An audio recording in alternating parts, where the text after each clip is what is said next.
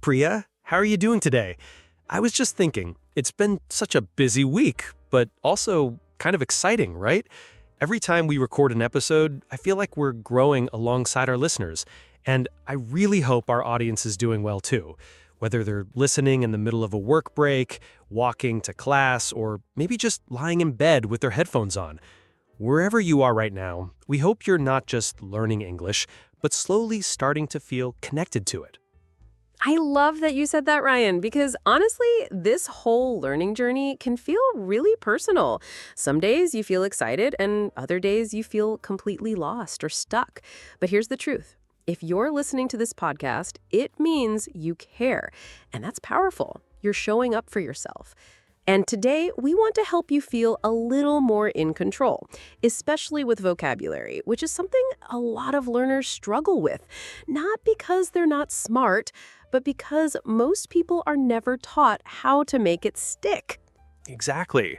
I remember when I tried learning a new language and I just keep forgetting the same words again and again. It was so frustrating. But when I finally found a method that worked, something simple and consistent, everything started to change. So today we're talking about something really practical: how to learn 100 new words in just 1 week. No tricks, no unrealistic hacks, just a real step-by-step approach that anyone can do, even if you're busy, even if you failed before. And we'll keep it gentle and real, like always. This isn't about cramming or sounding perfect. It's about making space for new words in a way that feels natural and even a little bit fun.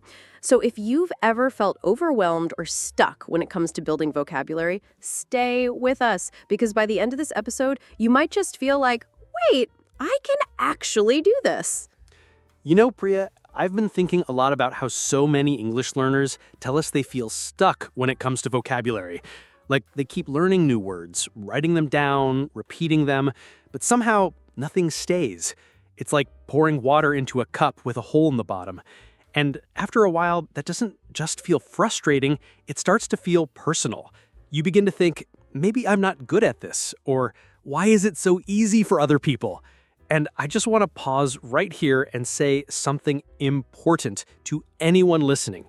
You're not bad at English. You're not slow, and you're not behind. You've just never been taught how to really absorb words in a way that works for you. That really hits home, Ryan, because I've heard those same thoughts from learners again and again. And honestly, I've felt them too. You try so hard, you put in the effort, but when the words disappear the next day, it feels like all that effort meant nothing, and it hurts, right? But here's something we often forget. Vocabulary isn't just about memory. It's about connection. It's about creating a rhythm in your life where the words have meaning, where they show up in the things you see, hear, and talk about every day. So if you're someone who feels discouraged, please don't think you're lazy. You're just exhausted from using methods that never honored your way of learning. Exactly. And I've been there too, using flashcards, reading long lists, trying to memorize like I was preparing for an exam. But none of it worked. Not because I didn't try, but because it was disconnected from my real life. Once I realized that learning vocabulary isn't about cramming, but about building a small, honest routine, everything shifted. Suddenly, words started sticking. And more importantly, I stopped blaming myself. I started understanding that learning has to feel real in order to last. It has to fit into who you are, not force you into something you're not. That's such an important shift, Ryan, and I think when people hear that, they can finally breathe, because it's not about doing more, it's about doing it differently. A lot of learners are holding this quiet shame like, why can't I remember anything? But the truth is, once you start learning in a way that respects your energy and your emotions, things change. You don't have to fight your brain, you learn to work with it. And that's what today's episode is all about. We're going to take this big, scary idea, 100 words in 1 week, and break it down into something so doable, you'll actually feel excited to start. So let's take all that frustration we talked about earlier and breathe it out for a second.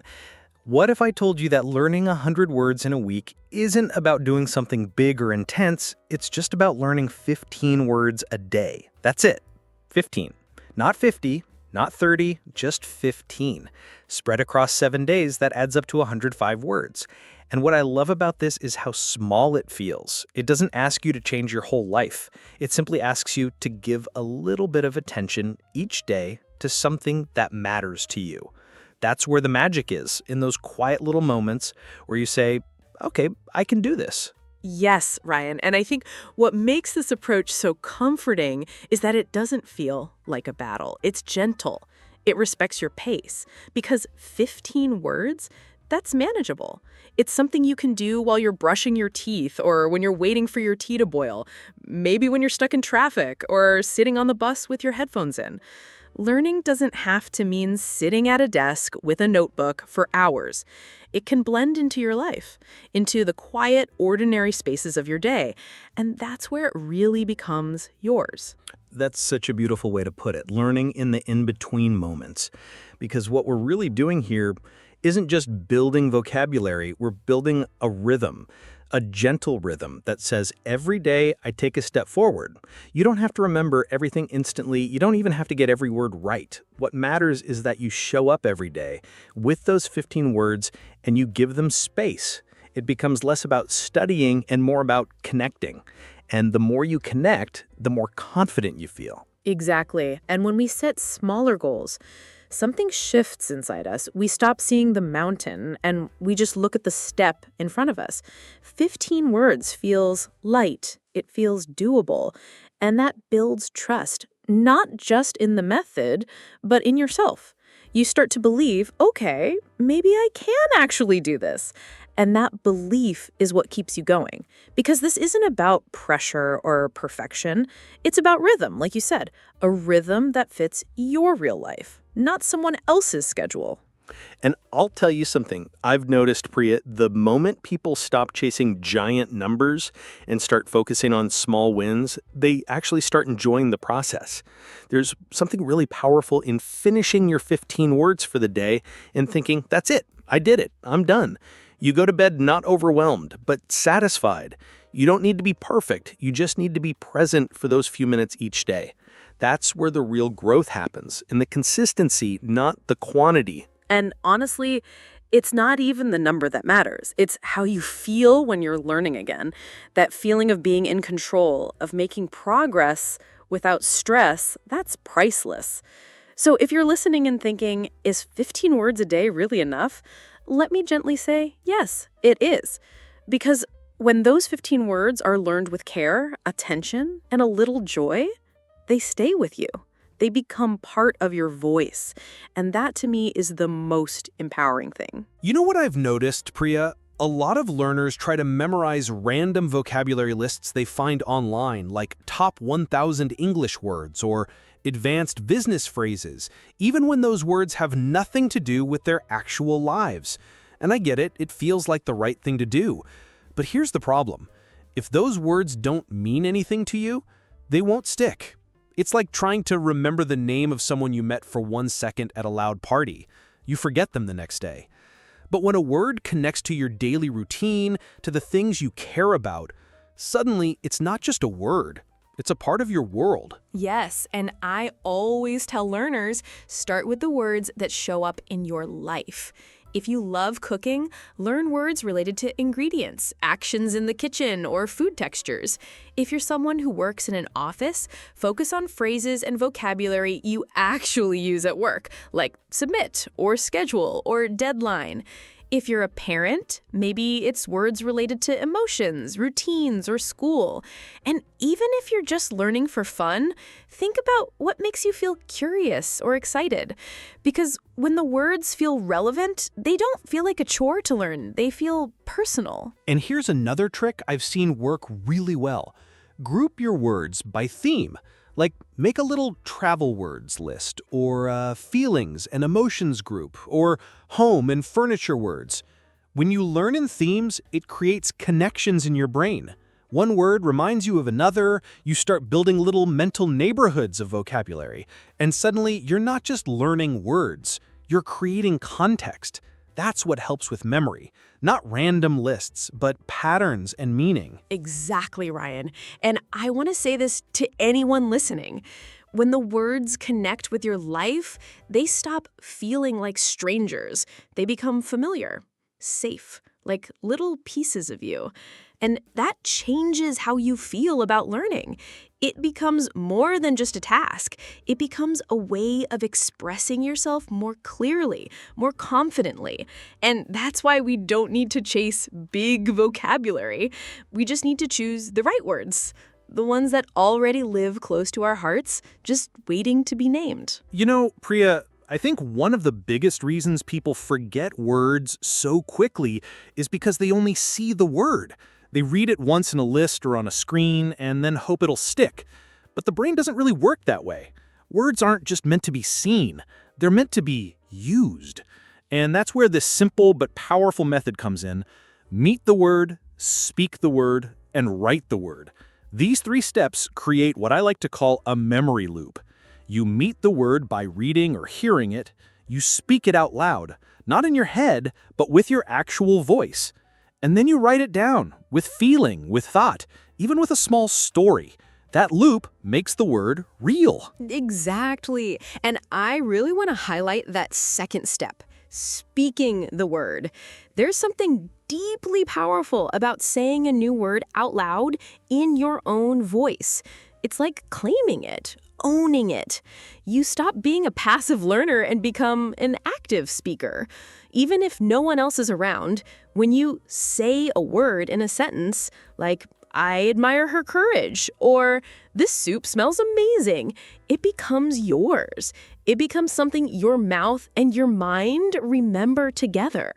And that connection is emotional, it's intimate, because language lives inside your voice, and every word you speak becomes a part of your story. And then there's writing. And no, I don't mean copying the word 10 times like we used to in school. I mean sitting with the word for a moment and writing something real. A thought, a question, a small moment. Let's say you're learning the word relieved. Don't just write it 10 times. Write, I felt relieved when I finally finished my presentation today. Now the word has weight, it has meaning, and the brain doesn't forget what matters. This kind of writing turns learning into reflection. It helps you remember not just the word, but the feeling behind it. That's so true, Ryan. And what I love about this 3-step loop is how personal it becomes. You're not just memorizing, you're interacting with the word like it's something alive. You meet it like a stranger, speak to it like a friend, and then write with it like a memory you're saving. And when you do that, even just for a few minutes a day, the words stop floating away. They start settling in. They become a part of your voice, your thoughts, your story. And honestly, that's when language starts to feel like it's really yours. Now, so far, we've understood how important it is to meet the word, speak it, and write it, that full memory loop. But now let's talk about something even more powerful, using the words in your real life. This is where everything starts to feel alive. And no, I don't mean using big, complicated sentences or waiting for a perfect moment. I'm talking about everyday moments, talking to yourself while getting ready, saying things out loud like, I'm feeling sleepy today, or, wow, this tea is strong. These small moments are actually big steps. You don't need anyone else around. You just need your voice and the courage to use it, even when it feels a little weird. Exactly, Ryan. And let's be real, you won't get it perfect, and that's perfect. That's how learning works. Sometimes your tongue will twist or your brain will freeze mid-sentence, and that's okay, because this isn't about being flawless. It's about being real. Practice in front of a mirror, talk to yourself while walking, record voice notes on your phone just to hear how the word sounds when you say it. At first, it might feel awkward, but slowly, you'll notice something amazing. Your mouth starts remembering. Your voice becomes more sure. And your confidence grows. Not because you said it perfectly, but because you dared to say it at all. And there's something special that happens when we start using emotional words, words that really carry meaning. Try saying out loud, I'm frustrated, or I'm hopeful, or even, I feel proud of myself today. When those words come from your mouth, they stop being just vocabulary. They become a part of you. You're not just practicing English anymore. You're speaking your truth. And that's what makes a word stick, when it touches something inside you, when it describes your world, your day, your mood. That's when you truly own the language.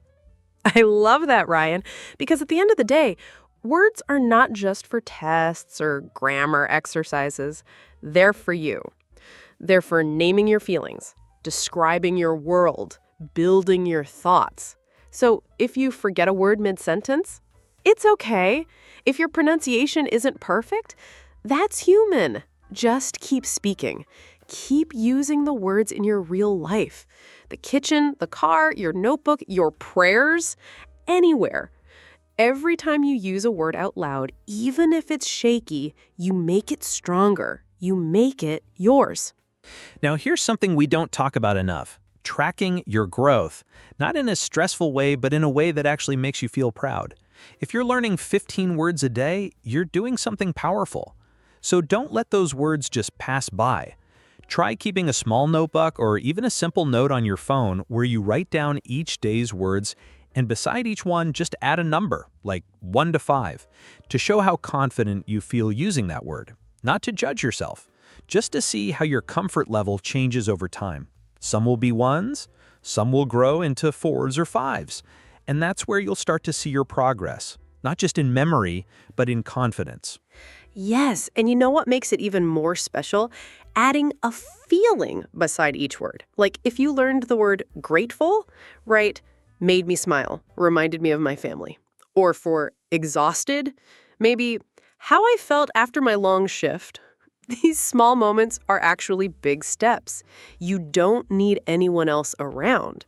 You just need your voice and the courage to use it, even when it feels a little weird. And there's something special that happens when we start using emotional words, words that really carry meaning. Try saying out loud, I'm frustrated, or I'm hopeful, or even I feel proud of myself today. When those words come from your mouth, they stop being just vocabulary, they become a part of you. You're not just practicing English anymore, you're speaking your truth. And that's what makes a word stick, when it touches something inside you, when it describes your world, your day, your mood. That's when you truly own the language. I love that, Ryan, because at the end of the day, words are not just for tests or grammar exercises. They're for you. They're for naming your feelings, describing your world, building your thoughts. So, if you forget a word mid-sentence, it's okay. If your pronunciation isn't perfect, that's human. Just keep speaking. Keep using the words in your real life. The kitchen, the car, your notebook, your prayers, anywhere. Every time you use a word out loud, even if it's shaky, you make it stronger. You make it yours. Now, here's something we don't talk about enough. Tracking your growth, not in a stressful way, but in a way that actually makes you feel proud. If you're learning 15 words a day, you're doing something powerful. So don't let those words just pass by. Try keeping a small notebook or even a simple note on your phone where you write down each day's words, and beside each one just add a number, like 1 to 5, to show how confident you feel using that word. Not to judge yourself, just to see how your comfort level changes over time. Some will be 1s, some will grow into 4s or 5s. And that's where you'll start to see your progress, not just in memory, but in confidence. Yes, and you know what makes it even more special? Adding a feeling beside each word. Like if you learned the word grateful, write, made me smile, reminded me of my family. Or for exhausted, maybe how I felt after my long shift. These small moments are actually big steps. You don't need anyone else around. You just need your voice and the courage to use it, even when it feels a little weird. And I'll tell you, there's this beautiful moment that happens. It kind of sneaks up on you.